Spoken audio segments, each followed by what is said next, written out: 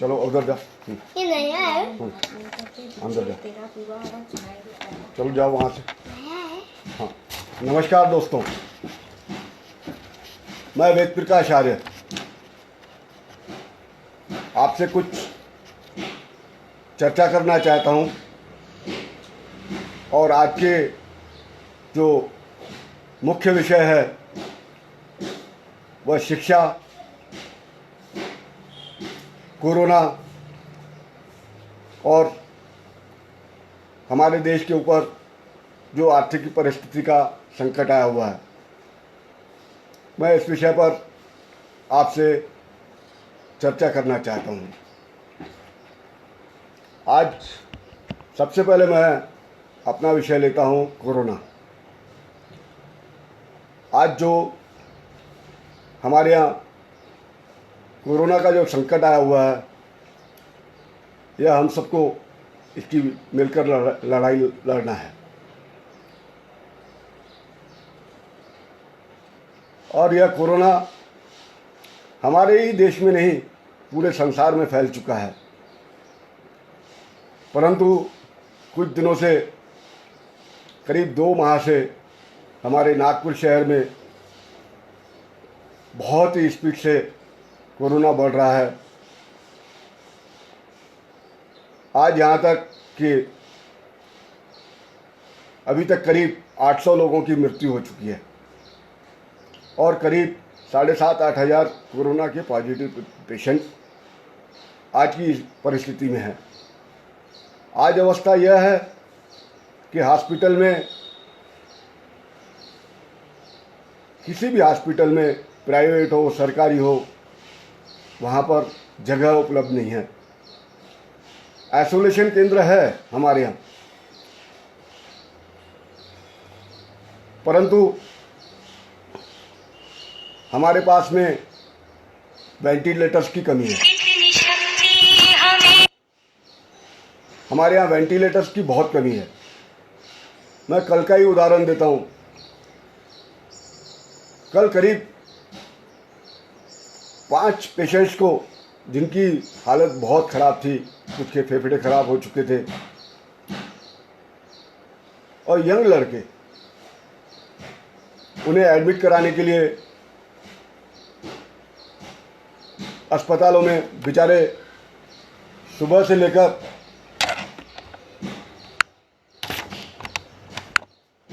लेकर वो घूम रहे थे, पर किसी भी हॉस्पिटल में उन्हें जगह नहीं मिली।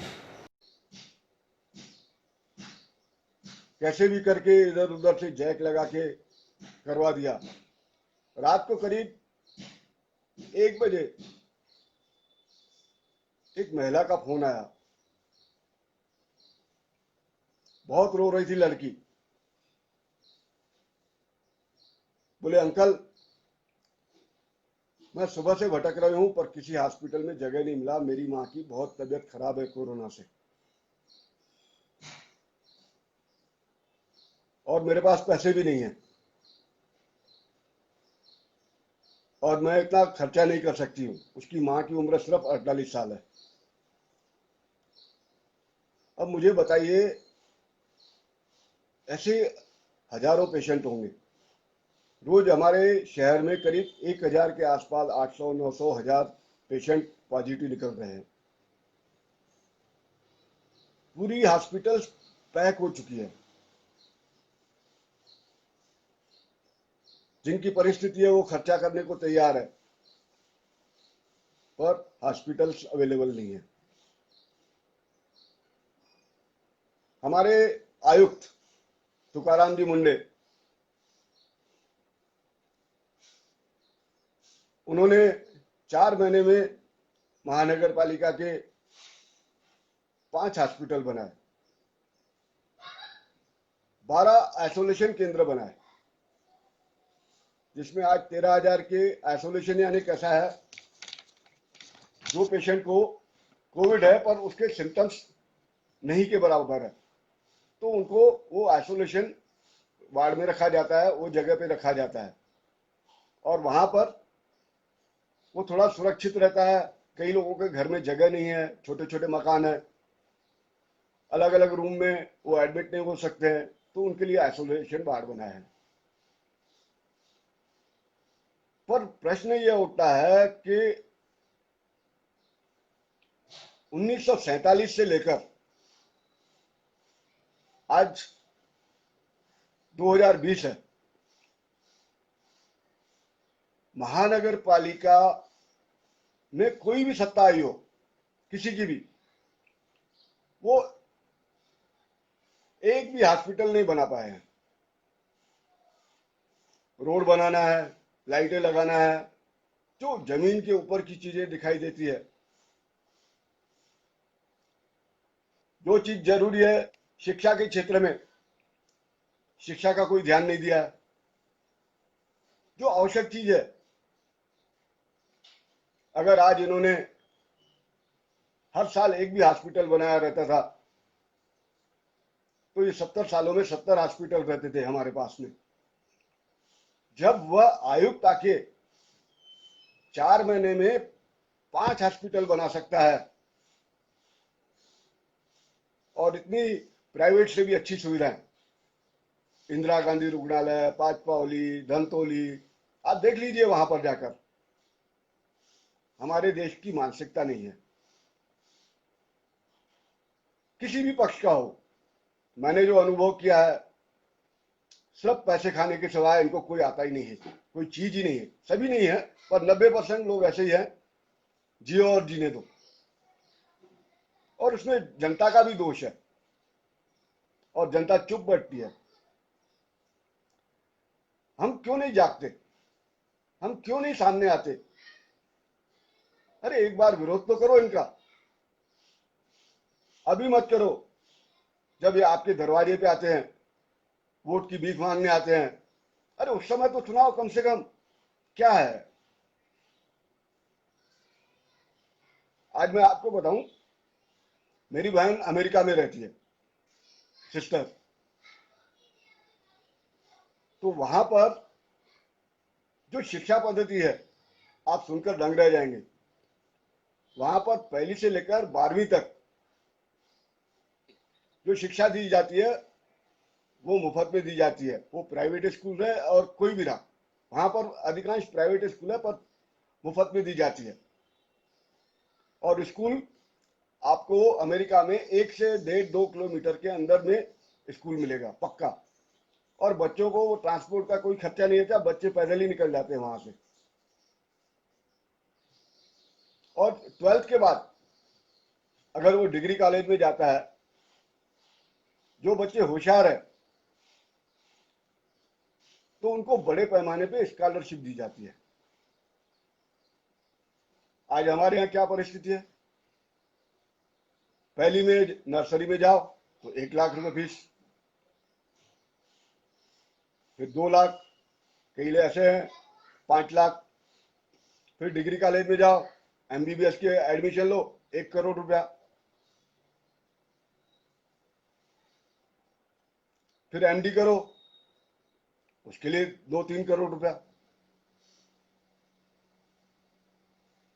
अब मुझे बात बताइए, एक तो ये हो गया, हर फील्ड में ऐसा है। इंजीनियर बनना रहा उसके लिए पैसे, बीएड करना रहा उसके लिए पैसे, एमबीए करना रहा उसके लिए पैसे। तो प्रश्न ये उठता है कि ये जो पैसे है, जब आदमी इतने पैसे खर्चा करता है, तो फिर वो काय की सेवा करेगा? फिर उसको अगर नौकरी लगनी है तो उसके लिए पैसे, फिर किसी अच्छे पोस्ट पे जाना है तो फिर उसके लिए पैसे। आज हमारे देश की परिस्थिति ऐसी हो गई है, व्यापारी है, व्यापारी धंधा करता है तो कानून इतने गलत बनाए जाते हैं। जैसे जीएसटी समझ लीजिए, 28%, 90% माल चोरी होता है। क्या करेगा वो दुकानदार? दुकानदार का कसूर ही नहीं है ना। इन्होंने जानबूझ के 28% लगा दिए। 18% लगा दिए, 22% लगा दिए, कि ताकि व्यापारी चोरी करे और ये अधिकारियों और नेताओं को पैसा मिलता रहे। ये जानबूझ के कानून बनाते हैं। और सदन में आप देखो, राज्यसभा, लोकसभा, विधानसभा, ये लाइव दिखाते हैं, लोकल बॉडी का दिखाते नहीं है। वहां कितने लोग बैठे रहते हैं। जब बिल पास होते हैं तो आपको 50-100 जने मुश्किल से मिलेंगे, जबकि 544 जने सदस्य चुन के जाते लोकसभा में, और विधानसभा में 300 के आसपास रहते हैं। वही 25-50 जने मिलेंगे। बैठते ही नहीं, समझता ही नहीं कुछ भी। जनता चुन के देती है, वहां ऐश करते हैं, जाके दिल्ली में जाएंगे, बंबई में जाएंगे, ऐश करते हैं। जनता की कुछ चीज नहीं पड़ी है, वो देखते हैं कि मेरे 5 साल आए तो मैंने पैसे कैसे कमाना, और वो उसी में लगे रहते हैं। गलत बिल पास हो जाते हैं और व्यापारी को चोर बना के रखा जाता है। जैसे मैंने बताया, एजुकेशन पद्धति ऐसी बनाई गई है कि वो अधिकारी भी बनेगा तो उसको मजबूरी में चोरी करनी पड़ती है, क्योंकि वो पढ़ाई करके 1 करोड़ रुपए खर्चा किया, उसके बाद नौकरी के लिए 20 लाख रुपए दिए, फिर वो कहाँ 25,000 50,000 में नौकरी करेगा। वो भी दुकानदारी करता है। अब ये कानून भी ऐसे बनाते, 28-30%। आज आप यकीन नहीं करेंगे, आप वेबसाइट पे चले जाइए, गूगल पे सर्च कीजिए कि पूरे संसार में जीएसटी कितने देशों में कितनी लगती है। आपको वहां पूरा पता चल जाएगा कि कितनी जीएसटी लगती है। आज अमेरिका जैसे बड़े देश में 6% फ्लैट लगती है। 6% फ्लैट है ना, सभी आइटम पे 6% लगेगी। और कुछ कुछ स्टेट में, United states of America, state इसलिए बोलते हैं कि वहां बहुत स्टेट है, और किसी स्टेट में बहुत गरीब लोग रहते हैं, वहां 6% है, और थोड़े बहुत जहां अच्छी परिस्थिति है तो वहां पर 8% जीएसटी ली जाती है। ताइवान, चाइना के पास 5%, स्विट्जरलैंड 7.7% फ्लैट, सिंगापुर 7%। मुझे बात बताइए, जब वहां पर इतनी कम टैक्स लगती है तो वो तो कुछ तो सोच के इतना बड़ा देश चला रहा है, ऐसा तो नहीं है। हमारे यहाँ ऐसे कानून बनाए जाते हैं कि व्यापारी हमेशा चोरी करे। मैं आपको उदाहरण देता हूं, मैं महानगर पालिका में था, पहली बार चुन के गया था तो आक्ट्रा कमेटी थी, बनी थी। तो आक्ट्रा कमेटी में ऐसा प्रपोजल आया, कुछ आइटम्स पे हमारे को आक्ट्रा बढ़ाना है, क्योंकि उसके पहले कम की गई थी आक्ट्रा। तो मैंने वो अधिकारियों को बोला कि क्यों बढ़ाना चाहते हैं। नहीं, बोले उसमें एक पर इसमें भी व्यापारी चोरी करते हैं। बोला एक काम कीजिए, मुझे 10 साल का रिकॉर्ड ला के दीजिए कि एक आइटम है, समझ लो कपड़ा, कपड़े में 3% आक्ट्रा थी, बाद में 1% हुई। जब उन्होंने आंकड़े लाके दिए तो आप यकीन नहीं करेंगे, जब 3% आक्ट्रा थी, समझ लो 1 लाख रुपए रेवेन्यू होता था, 1% पे 3 लाख रुपए रेवेन्यू हो रहा था, यानी 3 पट हो गया। कोई व्यापारी चोरी नहीं करना चाहता है, कोई सरकारी अधिकारी चोरी नहीं करना चाहता है, कोई भी डॉक्टर चोरी नहीं करना चाहता है। इन्होंने सिस्टम इतना गलत बना के रखा है। परंतु कभी कभी दोष कैसा है, हमारा भी है। हम लोग अच्छे लोगों को पहचानने में गलती करते हैं। अभी जैसे तुकाराम जी मुंडा है, कोई मेरे रिश्तेदार नहीं है, वो कुछ भी नहीं है, पर वो एक अच्छा काम कर रहे हैं। अब उसे काम नहीं करने दिया जाता। वो सुबह 8 बजे से लेकर 12 बजे 1 बजे तक, आज भी रात को काम करता है। कल उन्हें कोरोना हो गई। मैं आपसे पूछना चाहता हूं, उसको कोई एक्स्ट्रा पगार मिलेगी? उसके बाद गालियां मिल रही है। अगर हम ऐसे अच्छे लोगों के लिए खुल के नहीं आएंगे, रस्तों पे नहीं आएंगे, नहीं आ सकते, तो 10 दोस्तों में बैठते हैं, 10 यारों में बैठते हैं, अपने परिवार में बैठते हैं, तो उसकी तारीफ करना चाहिए। नहीं, वो किसी पक्ष का थोड़ी है, कांग्रेस का नहीं है, राष्ट्रवादी का नहीं है, बीजेपी का नहीं है, शिवसेना का नहीं है, आरपीआई का नहीं है, किसी पक्ष का नहीं, उसको क्या लेना देना। आज उन्होंने वो कंट्रोल रूम बनाया। आपको नंबर बता दूं, कोई भी कोरोना पॉजिटिव पेशेंट रहा, आपको उसको एडमिट कराना रहा, तो आप एक ये नंबर नोट कर लीजिए, कंट्रोल रूम है, यहाँ पर 24 घंटे डॉक्टर बैठे रहते हैं और वो आपको वहीं पे बताएंगे कौन से हॉस्पिटल में जगह खाली है नहीं है। उसका नंबर है लैंडलाइन नंबर 2567 021। फिर से मैं दोहराता हूँ, 2567 021। आप 24 घंटे फोन लगाए वहां पर डॉक्टर्स बिठा के, इतना अरेंजमेंट किया। एक नहीं, ये नंबर पे लगाएंगे तो 10 डॉक्टर बैठे हुए हैं, 10 लोग बैठे हैं, दिन रात काम कर रहे हैं। आज इतने कोरोना जैसे पीरियड में पुलिस वाले, सफाई कर्मचारी, महानगर पालिका के अधिकारी, डॉक्टर्स, नर्सेस, इन लोगों ने जो बेचारे अंदर कोरोना की पेशेंट है उनसे मिलने जा रहे हैं पॉजिटिव, और जो रस्तों पे ड्यूटी दे रहे हैं, मैं आपसे एक प्रश्न पूछना चाहता हूं, आपको भी पता चले कि कोरोना पॉजिटिव है तो आप उससे मिलने नहीं जाएंगे, घर का सदस्य रहने के बाद भी। ये बेचारे जान पे जोखिम डाल के वहां जा रहे हैं। कितने डॉक्टर्स की मृत्यु हो गई, पुलिस वालों की मृत्यु हो गई, सफाई कर्मचारियों की मृत्यु हुई।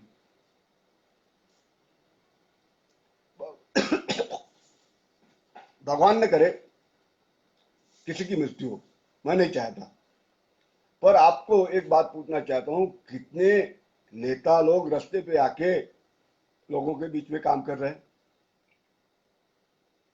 सिर्फ खाना खिलाए थे, उनके पास पैसा था, बाकी कौन सा काम किए इन्होंने।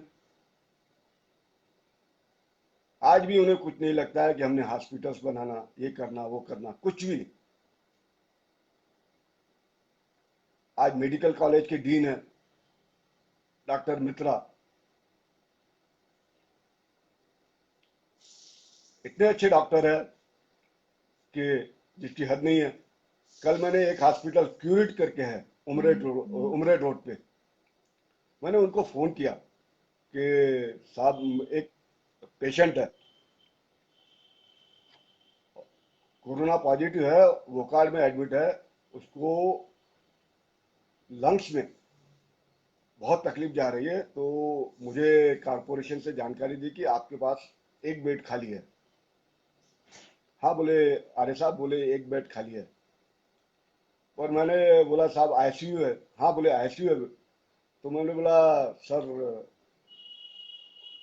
वो जो बेड है उसमें मुझे वेंटिलेटर चाहिए। नहीं बोले अरे साहब वो वेंटिलेटर नहीं है, हाँ, खाली हो जाएगा तो मैं आपको फोन करता हूँ। ठीक है, बहुत अच्छे ढंग से बात किया। फिर रात को जो मैंने पेशेंट बताया था, रात को 12-1 बजे एक लड़की की फोन आई कि मेरी माँ की तबीयत ठीक नहीं है, तो मैंने उनको फोन किया, डॉक्टर साहब ऐसा ऐसा पेशेंट है और वो बेचारे सुबह से लेकर घूम रहे हैं। तो बोले अरे जी अभी आप 1 सेकंड पहले वो जो रूम था ना आईसीयू वाला, वो अभी मेरे यहाँ चला गया। तो मैंने पूछा सर आपके पास 80% में रूम है कि 20%?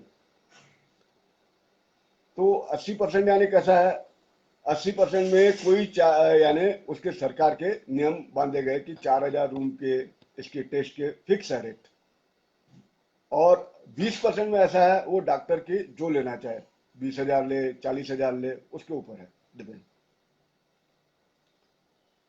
तो बोला साहब आपके यहाँ कौन सा 80% है 20%? नहीं बोले अरे साहब मैंने पूरा 100% ही उसमें रखा है, लो कास्ट में। वो भी तो बोले इंसान है। आज मुझे बताइए, ऐसे भी डॉक्टर्स हैं हमारे यहाँ जो बेचारे, नहीं तो हॉस्पिटल्स में क्या है, नहीं कर सकते, इतना पैसा कमाया कई हॉस्पिटल वालों ने जिंदगी भर, वो क्या 100% लोगों को नहीं दे सकते क्या? नहीं, पर मेंटेलिटी नहीं है। करोड़ों रुपए कमाए, यह दुर्भाग्य है, हमें कहीं ना कहीं बदलना पड़ेगा। जैसे मैंने शिक्षा के लिए बताया, विदेशों में कैसी शिक्षा का पद्धति है। जैसे हमारे यहाँ संपत्ति कर लगती है, प्रॉपर्टी टैक्स, वहां पर प्रॉपर्टी टैक्स में एजुकेशन कर लिया जाता है, वो थोड़ा ज्यादा रहता है वहां पर वो एजुकेशन जो कर लेते हैं प्रॉपर्टी टैक्स में, उसके बाद बच्चों को जो पढ़ाने की जवाबदारी है वो सरकार की हो जाती है। जिसके पास बच्चा नहीं है उसको भी टैक्स भरना है, जिसके पास है उसको भी भरना है। फिर उसके बाद एक बच्चा रहा या 5 रहे, उसकी पढ़ाई की जवाबदारी शिक्षा की रहती है। आज मुझे बात बताइए, 2 बच्चे हमारे यहाँ रहे, और नर्सरी KG1 KG2 या KG4 स्टैंडर्ड 1, साल में 5 से 6 लाख रुपए लग जाते हैं साल के। ये लूट नहीं है क्या? ये स्कूलें किसकी है? सब बड़े बड़े लोगों की है। कहीं तो लड़ना चाहिए। मेरा कोई उद्देश्य नहीं है, मैं कोई चुनाव नहीं लड़ने वाला हूं, न मेरा कोई इच्छा है। बस जिंदगी बची है, आप लोगों को जागरूक करूं। अगर आप जनता जागरूक हो गई तो मुझे बहुत जिंदगी में अच्छा लगेगा कि मैंने एक पुण्य का काम किया। कोई आप पे अत्याचार नहीं करना चाहिए। अन्याय करने वाले से ज्यादा दोषी रहता है अन्याय सहने वाला। ये मेरी कहावत नहीं, ये बहुत पुरानी कहावत है। तो मैं आपसे कहना चाहता हूं कि कुछ न कुछ अपने हक के लिए, अपने बच्चों के लिए लड़ना चाहिए। आज जो सिस्टम बन गया है, व्यापारी के लिए, अधिकारी के लिए, डॉक्टर्स के लिए, सब एक दूसरे को चोर की निगाह से देखते हैं हमारे देश में। व्यापारी अधिकारी को चोर की निगाह से देखता है, अधिकारी व्यापारी को देखता है, नेता अधिकारी को देखता है, व्यापारी चोरी करता है। मुझे एक बात बताइए, कौन ऐसा है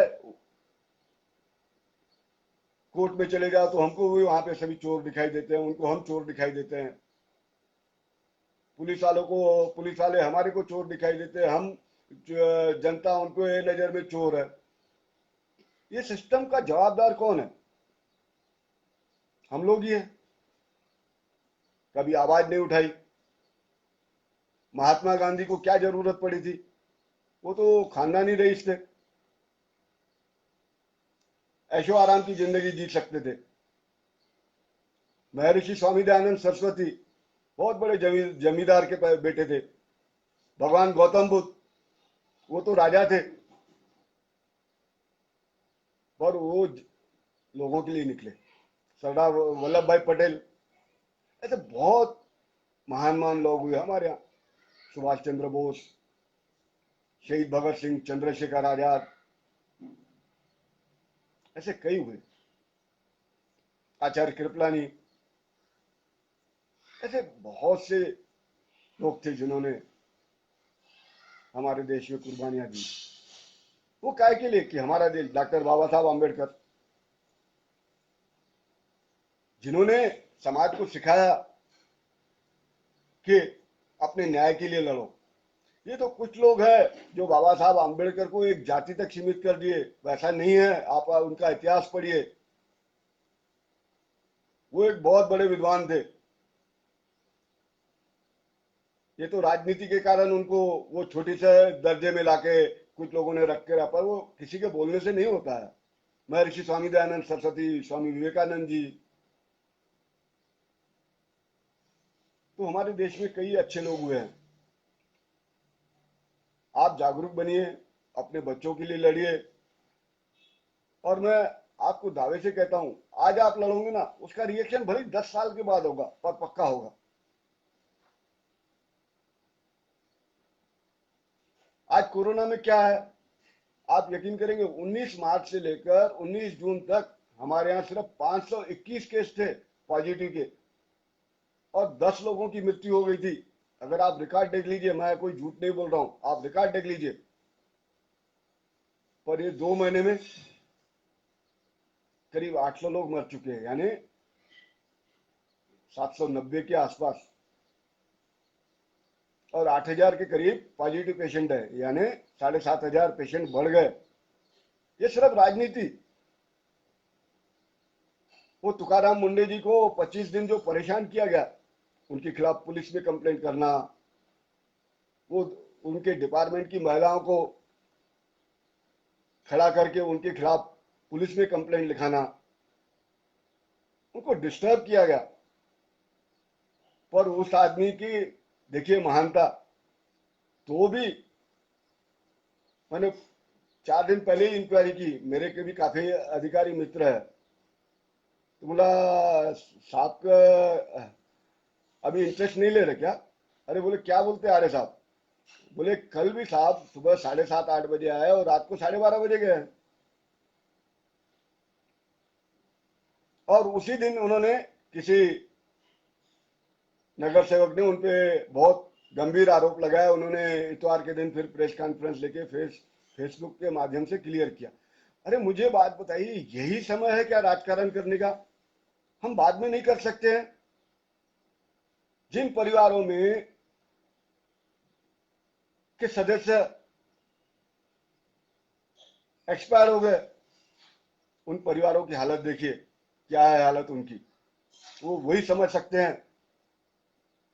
इतनी गंदी राजनीति मैंने कभी नहीं देखी जीवन में,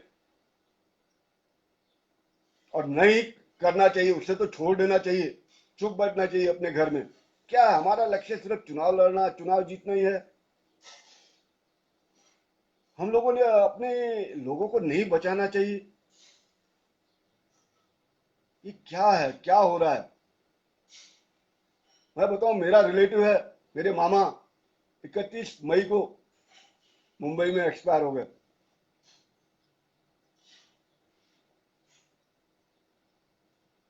रात को सुबह उनका अंतिम संस्कार करने के लिए लेके गए।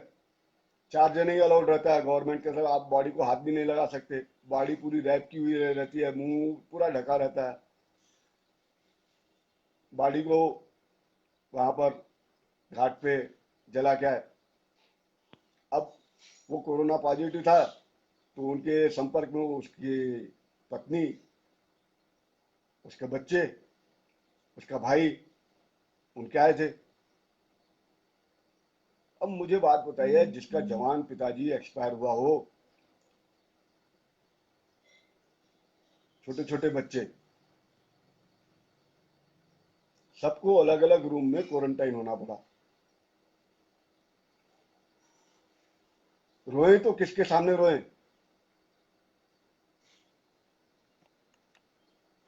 किसके सामने रोए? आप सोचिए, न एक दूसरे का बात कर सकते, न एक दूसरे का चेहरा देख सकते। अच्छा हुआ उनकी एक बेटी थी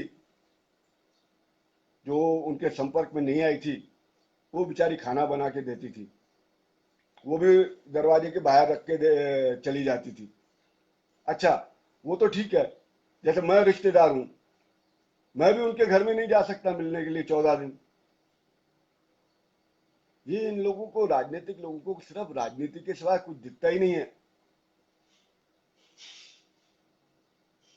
इतना गंदा राजकारण कर रहे हैं कि देखिए, कभी कभी क्या बोलते हैं, कुदरत की लाठी में जब पलटी है ना, तो उसमें आवाज नहीं होती है।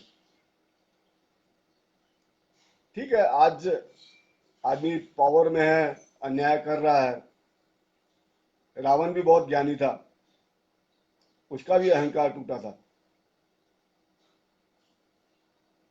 अहंकार तो किसी का नहीं चला है संसार में।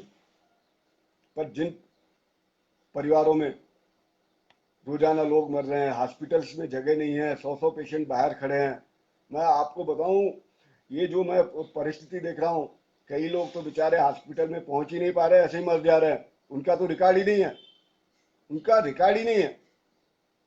ये तो मैं बता रहा हूं कि 800 पेशेंट, अब जिसको हॉस्पिटल में जगह ही नहीं मिली,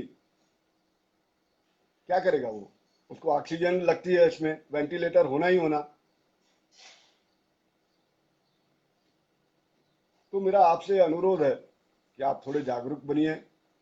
देखिए, जिंदगी में ठीक है, मैं समझता हूँ हर किसी की आर्थिक परिस्थिति है, हर चीज है, बहुत प्रॉब्लम है जिंदगी में। गरीब के लिए भी प्रॉब्लम है, मध्यम वर्ग के लिए भी प्रॉब्लम है, इस समय अमीर के लिए भी प्रॉब्लम है, सभी के लिए है। परंतु इस राजनीति को कहीं ना कहीं रोकना चाहिए। आप कुछ नहीं कर सकते हैं तो एक पत्र लिखिए लिफाफे में, महापौर के नाम पे, नागपुर महानगर पालिका नागपुर, ये गंदा राजकारण बंद करो। मोदी जी को लिखिए, अगर मैं गंदा राजकारण करता हूं, मैं जिससे पक्ष से जुड़ा हूं, तो मेरे नेता को कीजिए,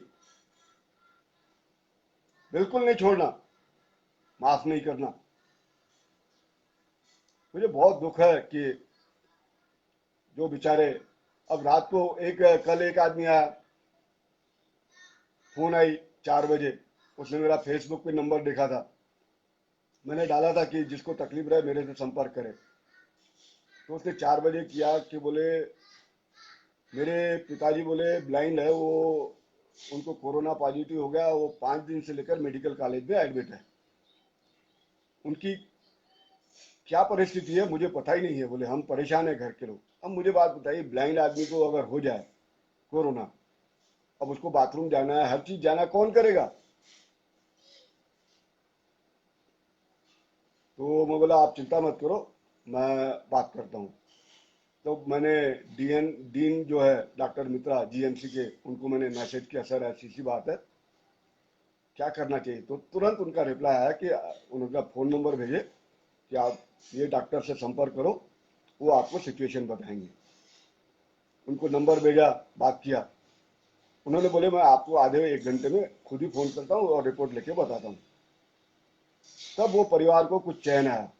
नहीं, बोले घबराने की बात नहीं, उनकी परिस्थिति अच्छी है। तो आज इस परिस्थिति के दौरान आप एक चीज का बिल्कुल विरोध कीजिए कि हमारे शहर के अंदर में हॉस्पिटल्स होना, अच्छी शिक्षा होना और मुफ्त में होना। आज वो दिल्ली में केजरीवाल जी ने इतने अच्छे अच्छे स्कूल बनाए, हॉस्पिटल बनाए, क्यों हमारे यहाँ नहीं बना सकते? किया ना उस व्यक्ति ने, वो मेरी पार्टी का तो नहीं है, मैं किसी पक्ष से जुड़ा हूं। आज 6 सालों में उसने जितने सुंदर हॉस्पिटल और ये बनाए, तो बहुत अच्छा काम है, उसको सराहना चाहिए, उसकी इज्जत करनी चाहिए। ऐसा नहीं है कि पक्ष में, हर पक्ष में सभी लोग खराब रहते हैं, मैं ऐसा नहीं बोलता, बहुत अच्छे भी लोग रहते हैं, अधिकारी भी बहुत अच्छे रहते हैं। तो आप, मुझे पूरा भरोसा है, आप सहयोग करें, और आपके कुछ भी प्रॉब्लम्स रहे तो मेरा नंबर नोट कर लीजिए। किसी भी समस्या के लिए कोरोना के संबंधित 9422810671, 9422810671, वेद प्रकाश आर्य। आप 24 घंटे कभी भी मुझे फोन कर सकते हैं। ऐसा नहीं है कि आपने ये सोचेंगे कि रात को 1 बजे सोए हैं, 2 बजे सोए हैं, नहीं। मुझे बहुत अच्छा लगेगा कि आप रात को, अगर भगवान न करे आपको काम पड़े, 2 बजे फोन किया और मैं कुछ आपके काम में आ सकूं,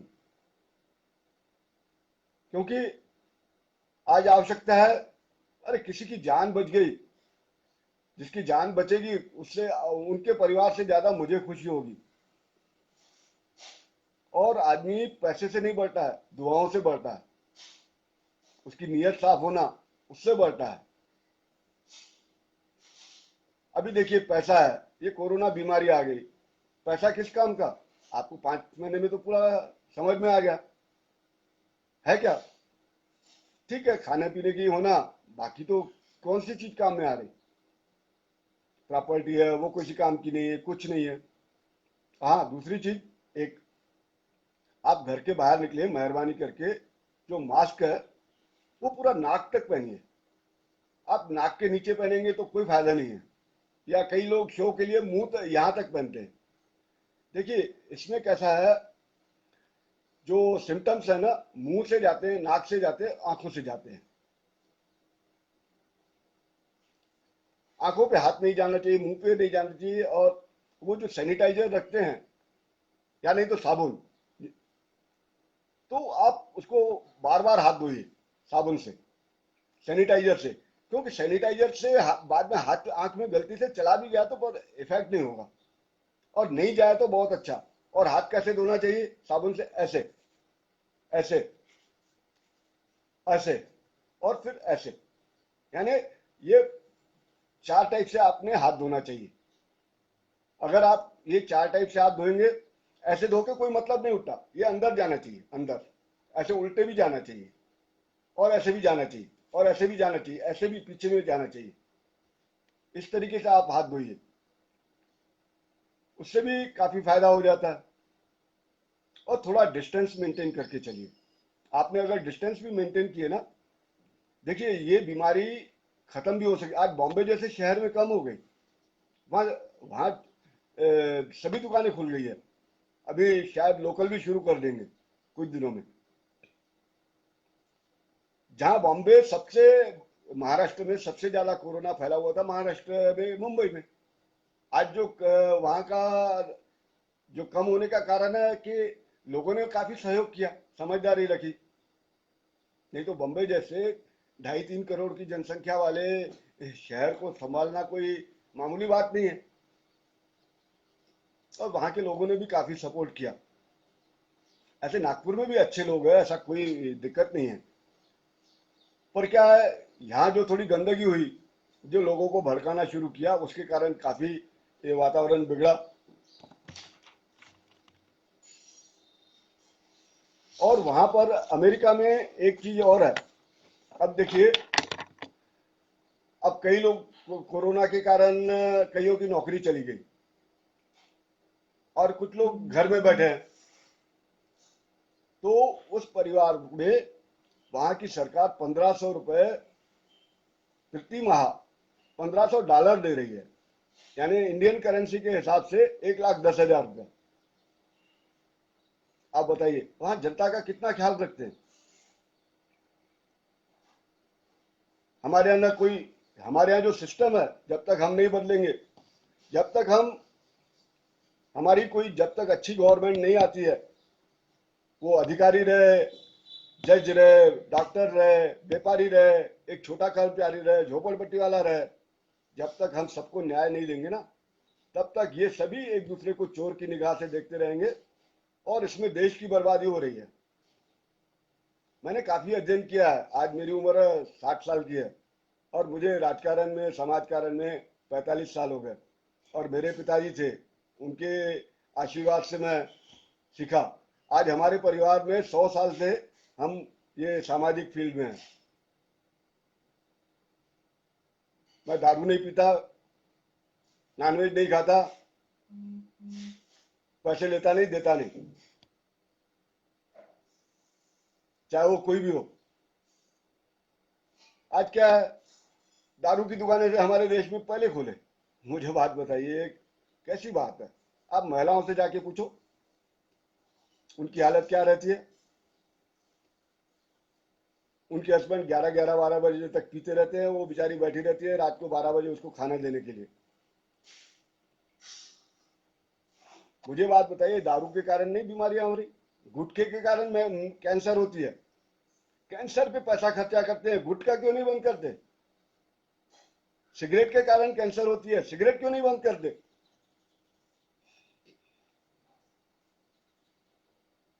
मेंटेलिटी नहीं है।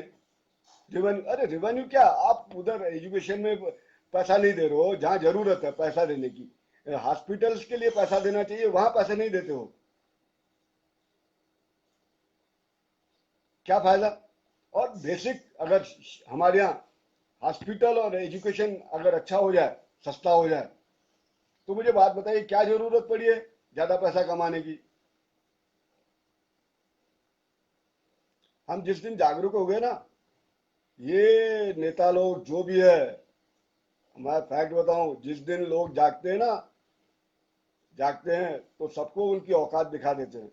और जिस दिन आप जाग गए ना, तो उस दिन आप सबको अपनी औकात, उनको उनकी औकात पता चल जाएगी। मैंने काफी समय लिया आपका, और मैं बीच बीच में आपसे फिर मिलता रहूंगा।